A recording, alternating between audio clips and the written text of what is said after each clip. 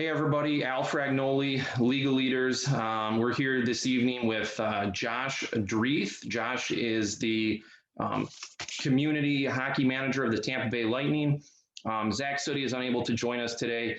Him and his lovely bride, Natasha, celebrated their marriage last night. So we wish Zach, Natasha, and both of their families a lot of happiness throughout their lifetime. Congratulations to them.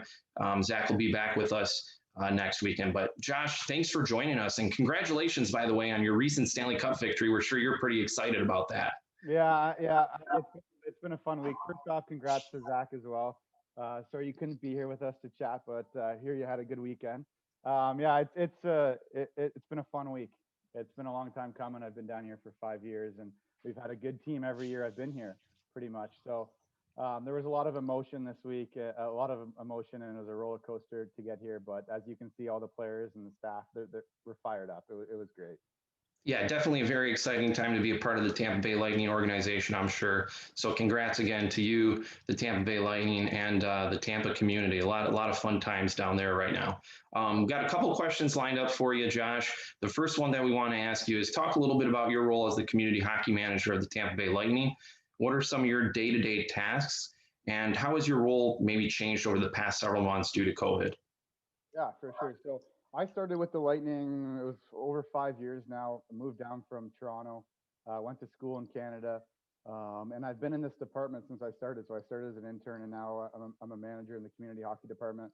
My job is to introduce kids to the game of hockey, get them hooked on it, right? So just anything to grow the game of hockey. We run different school programs, street hockey programs, ice hockey programs, just anything to raise awareness of the game of hockey. Obviously, over the last 6 months, there's been some serious challenges on reaching out and connecting with the youth in the community. So we've tried to be creative, whether that's we've went out to community centers and just dropped off hockey sticks and balls for them to play during this time. We've ran some virtual ball hockey clinics and different virtual programs to try to reach out to the community. But it's been a challenge. It's been a challenge. Like I was telling you earlier, this was the first weekend we got out. Today we were out at two rinks, and it was just nice to see the smiling faces out there again in the community. That's awesome. Josh, what are a couple things that the NHL and maybe teams specifically can do to bring more interest to the game of hockey at the youth level? it, the most important thing, especially in a market like Tampa, is to grow the base, right? To get as many kids introduced to the game of hockey as possible. When I started, there wasn't a ton of kids that knew the game of hockey, and over the last 5 years, it's even grown tremendously. So I really think that school programs are a big thing. So reaching out into the schools and connecting with the youth at that level, right? We're in schools. Last year we were in schools 8 times a week. So we're going into schools is a big thing for us. And then just the diversity side of the game, right? The game, in order for the game to grow, it has to be more diverse, right? So coming up with programs to reach the Black, Hispanic communities is a huge thing. So how can you develop programs that you can scale for diversity, and then getting into schools is a big thing that I think that all teams are really doing a great job of right now. Awesome. Awesome. What are some unique strategies that the Tampa Bay Lightning are using right now to bring the team and the community in Tampa together?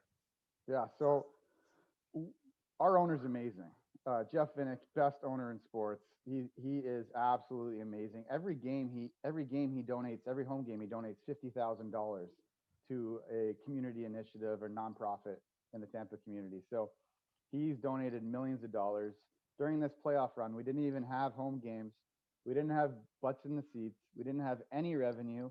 He donated $1 million to diversity, inclusion, and equity organizations in the Tampa area. So that's a big program that we've done. And then on the youth level and down my lane, like I said, reaching out to schools. So going out to schools every day, introducing the game to the kids, letting them know that it's a sport that they can play, right? They play basketball, they play soccer growing up. Like, hockey is fun, right? So we utilize street hockey a lot in Tampa. So ball hockey. So all the kids need is a stick and a ball and their running shoes, and we introduce the game in that way. So that's kind of how we connect with the brand in this market. Okay.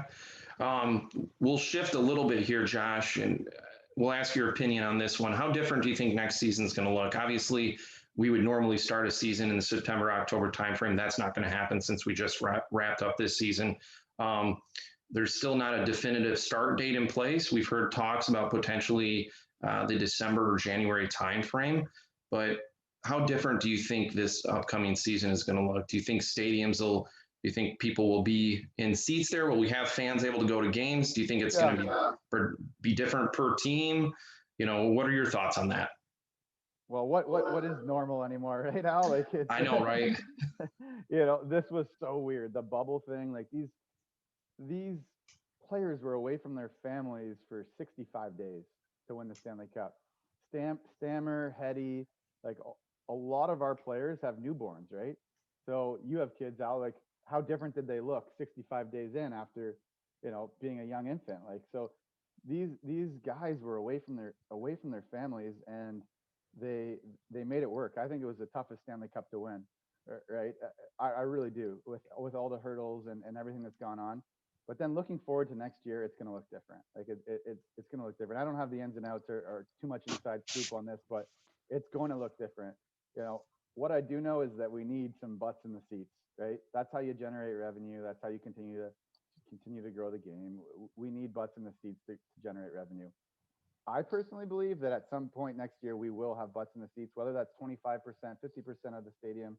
I know that over the last series of the Dallas series, we had STM watch parties. So we had, I think, 500 plus STMs in the building. So we're already working on those plans and what it looks like to have less capacity, whether that's zip tying the seats so you spread out and things like that. So it's going to be very important to do things like that, to have markers on the floor where to stand when you're getting F&B. There's a lot of things that we're going to have to do to our arena to make it watchable for people to go to games. And I think we are going to do that. There's been talks about like a 6-team bubble. So six city bubble, I should say. So they might start the season at 6 different cities and then break back out. Personally, I think that if our players hear the word bubble ever again, they're going to lose their mind. And I think that every NHL player, if they hear the word bubble, I'm serious, the word bubble probably just strikes them more than any other word in the world right now. So we need butts in the seats, and I think we'll see it at some point next year. And I hope so too. As fans, I think we all are hoping to get butts in the seat this coming season. Hockey is such a fun and incredible sport, so we definitely hope that fans will be allowed in. But thank you for joining us today, Josh. We know you're a busy guy. We want to thank you for taking the time out of your schedule to chat with us a little bit. You're doing a fantastic job. You're making a difference in the community, bringing awareness to young kids with sport participation through hockey. So keep doing great things with that. And congratulations again to you, the Tampa Bay Lightning, the community, state of Florida, bringing a Stanley Cup championship back to the Tampa Bay Lightning. I know that smile's been on your face for a long time. So keep celebrating, and thank you again, Josh, for coming on with us. We appreciate it. I appreciate it, Al. Thanks, buddy.